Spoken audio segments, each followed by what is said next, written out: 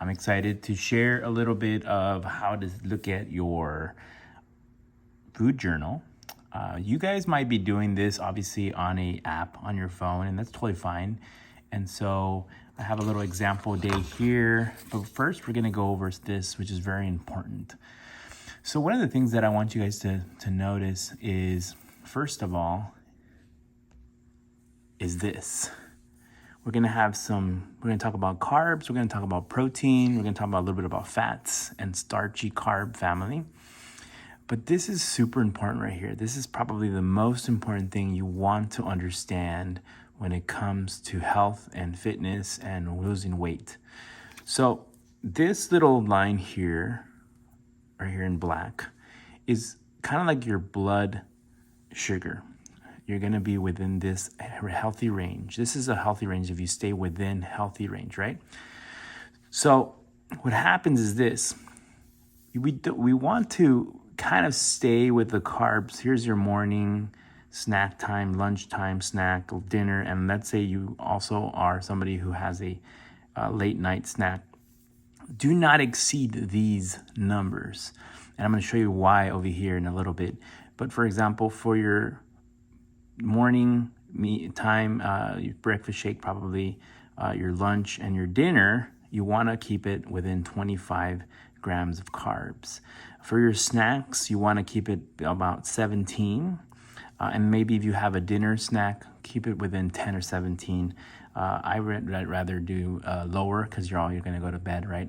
So how does this affect your blood sugar? So this is how it affects. You guys ready for this? So if you maintain these numbers on your meals and snacks, this is going to be your blood sugar right here in green. You know, you're gonna have your breakfast shake, your snack, your lunch, your snack, and your healthy shake at night. Or if you swap it, obviously it's gonna be very similar. So see how it's within the healthy range.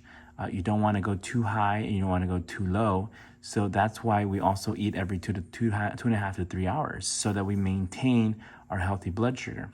This is what happens if we go over. Check it out. If we go over, and let's say you have too much potatoes, rice, if you have pizza, whatever, you're gonna overshoot it. And so it's gonna go into this red zone here, and it's gonna go into this red, and it's gonna be too much, right? You're gonna go into overdose right here of sugar, so your insulin has to kick in to kind of get you lower here. This little peaks here in red is going to be when your body's going to be like, hey, there's too much blood sugar in the blood. We need to make this into fat. So this is the excess fat that's stored later, right? If you overshoot it, then your insulin is going to help, or it doesn't like to be there, so it's going to overshoot it. So you're going to go too low down here in the dumps, and guess what? You're not going to be feeling very good. You're going to feel hunger, fatigue, cravings. If you ever feel like that, it's because you did this and then overshot it. So you don't want this deal. You want the green. So if you stay within these carb guidelines, obviously this might be for most of us, not for everybody, but most of us, if we stick around this, it would be really good for weight loss. This is your targets for protein. Most of you guys are probably going to be about 100 grams of protein, maybe a little bit more if you're taller and maybe need more protein, but 100 grams of protein is pretty good. Check it out.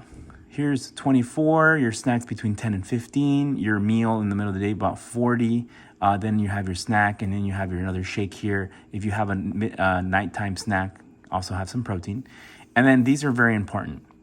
So these are fat families, concentrated foods. So cheese, olives, anything, eggs, chia, flax seeds, avocado, any of that is concentrated fat, which a lot of these fats are good, but you want to not have too much of it, because then you're going to go over the fat calories. So you want one portion per day. okay? Another thing also to remember is starchy carbs. You also want to do 1 portion of that per day. And you want to be careful because these are some of the things that are concentrated in carbs. For example, if you do potatoes, a large potato is going to give you 60 grams of carbs, which is going to be too much for over here. You know, if you do a wrap, that's an average 30 grams of carbs, too much, right? So you want to find something that's lower in carbs. And again, this is not that we're going to do a low carb diet. We are having carbs, you know, that, believe it or not, we are having carbs, and that's good for energy and for everything, but we are not going over, right? So 1 portion a day is good. And so with this in mind, here's an example of how to do your food journal. So here's an example. Check it out. So we have our shake with PDM, our Bev mix for a snack. We have salmon and rice and tea for the middle of the day. We have Herbalife bar for a snack. And then we have our shake for dinner. This is just an example, right? It's, you know, everybody's going to mix it up.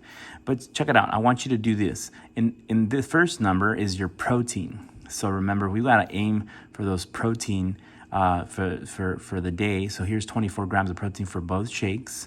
Here's 15 grams for the Bev mix. Here's 10 grams for the bar. Remember, for the protein over here, you want to aim for the snacks to be 10 to 15. So that's good. For carbs, you don't want to go over, remember, 25 and 17 for your snacks. So check it out. For your shake, 18, well below.